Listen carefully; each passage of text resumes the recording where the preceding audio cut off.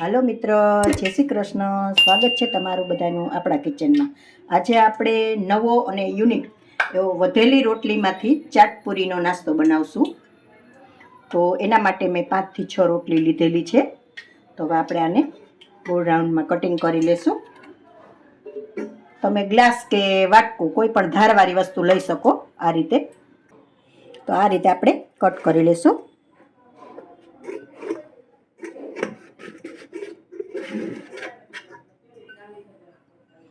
જો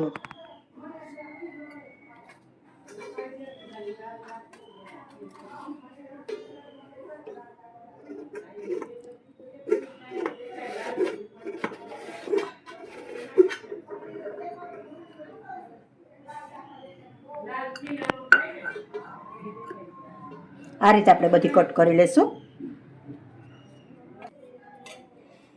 જો રાઉન્ડ શેપમાં સરસ આપણે કટ થઈ ગઈ છે. હવે આ રીતે આપણે રોટલીને કટ મારી લેશું વચ્ચેથી. આ રીતે કટ મારી અને આ રીતે આમ કરવાનું અને પછી આમ ગળણીમાં રાખી દેવાની. પછી એ રીતે આપણું તેલ પણ આવી ગયું છે.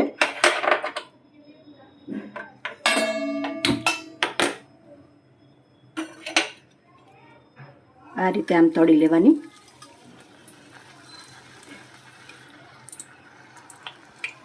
આમ ગળણીની ઉપર આમ ચમચો રાખો એટલે પૂરી છે ને આમ બહાર ન નીકળી જાય અને વ્યવસ્થિત તળાઈ જાય. તમારી એકદમ ક્રિસ્પી બને ને ગોળ રાઉન્ડમાં બને.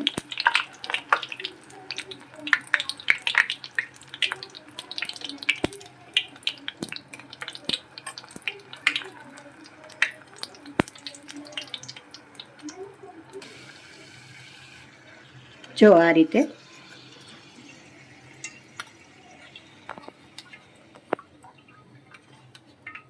બધી તળી લેશું આપણે. આ રીતે બીજી પણ તળી લેશું આપણે.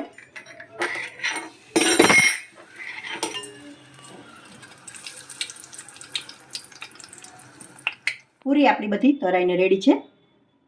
તો હવે આપણે એમાં એડ કરવા માટે આપણે મસાલો બનાવી લેશું. મેં બટેટા બાફીને લીધેલા છે. અડધી ચમચી મરચું પાવડર,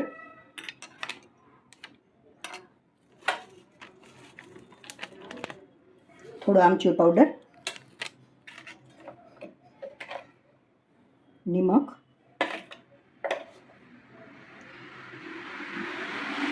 આ મરચા ફોદીનાની મેં ચટણી બનાવેલી છે એ પણ થોડી એડ કરું છું. થોડા ધાણા. હવે સારી રીતે મિક્સ કરી લેશું.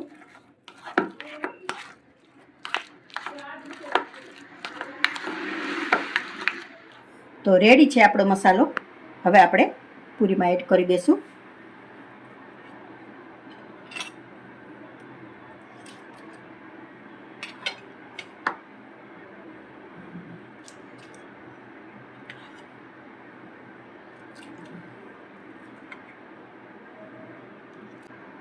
મસાલો સારી રીતે એડ કરી દીધો છે. હવે મેં થોડા બાફેલા મગ લીધેલા છે એ પણ એડ કરી દઈશું.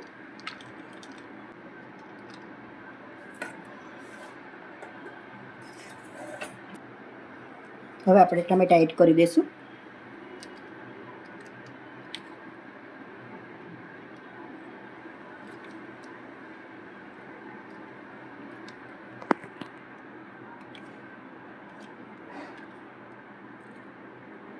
હવે થોડા કાંદા એડ કરી દઈશું.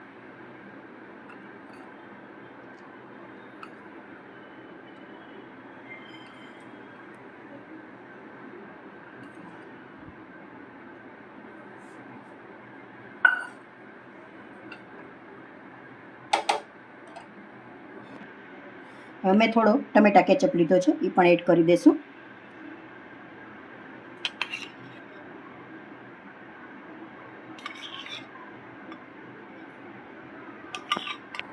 હવે અમે ગ્રીન ચટણી બનાવેલી છે મરચા ફોદીનાની એ પણ એડ કરી દઈશું.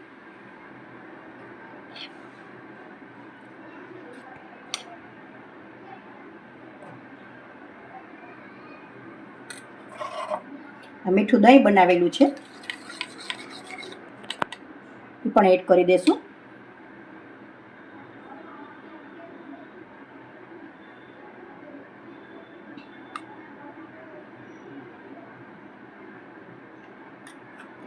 થોડી સેવ લીધેલી છે ઝીણી, એ પણ એડ કરી દેશું.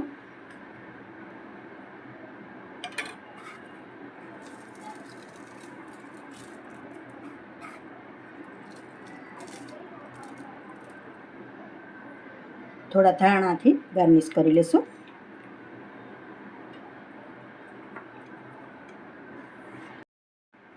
જો મિત્રો, તૈયાર છે આપણી ચાટપુરી. જો મિત્રો મારો વિડીયો પસંદ આવ્યો હોય તો લાઈક, કોમેન્ટ ને શેર કરશો.